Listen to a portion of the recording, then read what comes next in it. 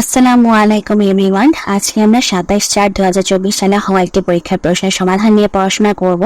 আমাদের এই চ্যানেলে আপনাদের জন্য জব সলিউশনের ভিডিও এমনভাবে তৈরি করে দেওয়া হচ্ছে যাতে করে আপনারা শুনে মুখস্থ করে নিতে পারেন। আশা করছি যারা নতুন এসেছেন তারা সবাই চ্যানেলটিকে সাবস্ক্রাইব করে দিবেন এবং প্রিভিয়াস যত ভিডিও আছে সেগুলো দেখেও পড়াগুলো পড়ে নেবেন এবং সামনে যে ভিডিওগুলো আপলোড হবে সেগুলো দেখেও পড়াগুলো পড়বেন।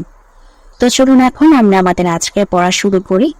আমাদের আজকের প্রশ্ন হচ্ছে বাংলাদেশ সড়ক পরিবহন কর্পোরেশনের পদের নাম হচ্ছে কন্ট্রাক্টর ডি।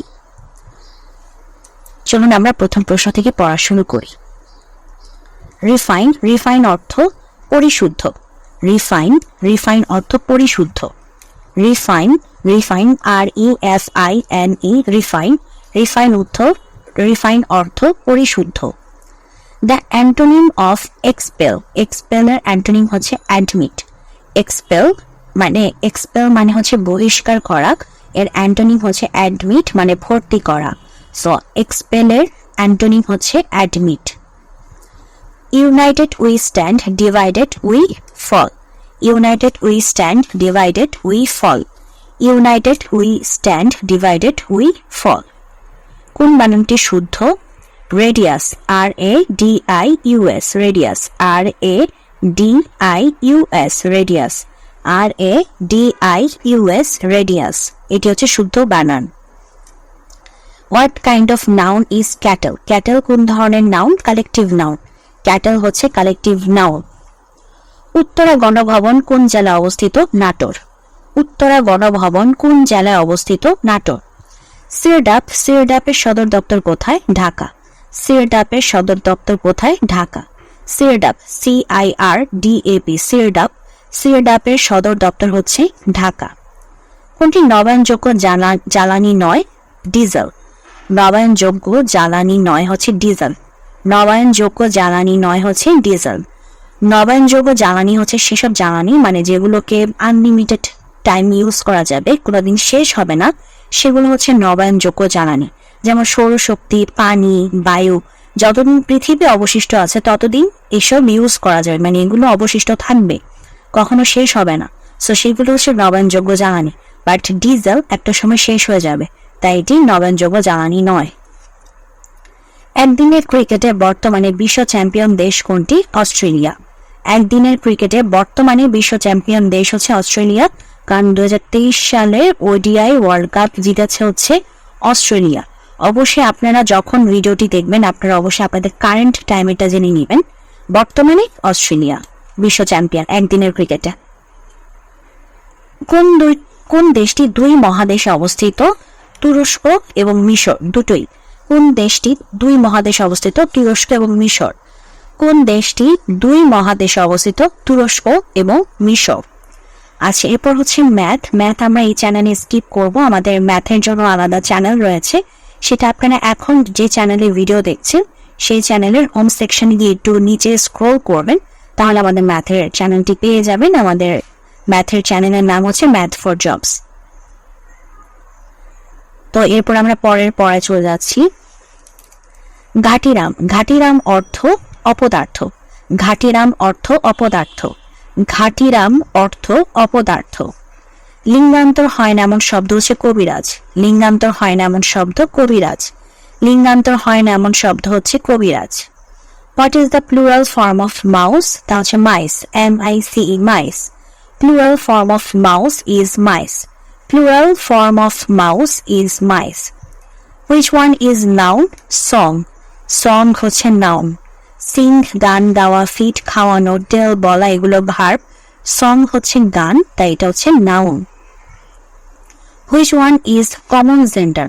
কমন জেন্ডার হচ্ছে আমাদের এখানে বেবি, কারণ বেবি দিয়ে হচ্ছে ছেলে এবং মেয়ে উভয় কি বোঝায়, তাই বেবি হচ্ছে common gender.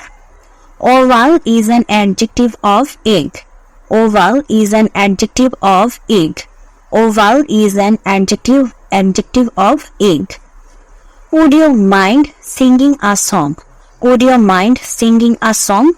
Would you mind singing a song? He is an FRCS. এখানে FRCS এর আগে an হবে। He is an FRCS. Brief means short. Brief means হচ্ছে শর্ট, ব্রিফ মিন্স শর্ট।